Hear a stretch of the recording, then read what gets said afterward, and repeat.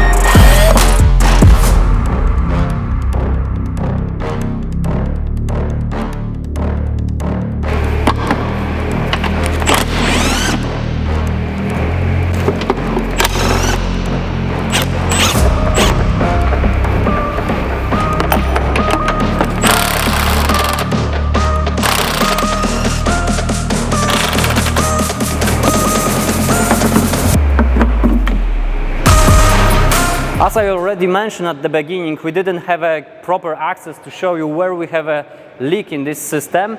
Now, as you see, we don't have a down cover of the engine and we have a pipe which is broken. So have a look what is the condition of it.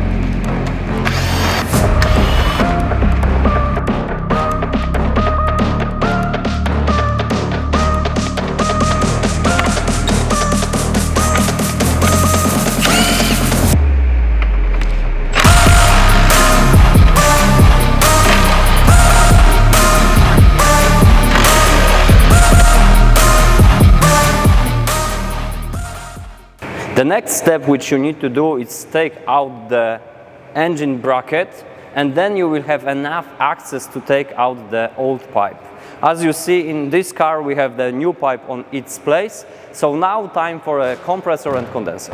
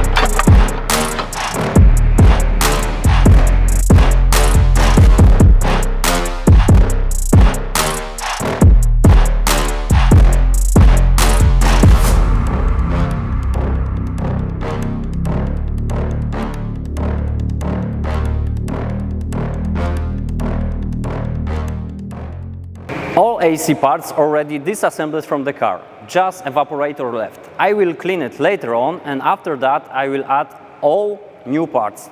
But before, I want to mention something more about the pipes. As I mentioned at the beginning, car is really old. So in that case, we can expect the leaks which are not typical as normal, because normally we can find the leaks on the condenser, on some connections, but in the old cars you will find the leaks with the pipes. In that case, this pipe is totally damaged, so it is very easy to find the leak. But many times you can have the leak which will be very hard to find. It will be directly on the bracket which is mounting the pipe to the car. And in that case, you will need to use the proper method of looking for the leak. Our recommendation is to use the forming gases. And the last thing what I want to mention, just keep in mind, it's good to not repair the pipes, but to change for the new ones, because during the repair process you can change the dimension which is inside the pipe, and in that case you can have problems with the proper working of AC system.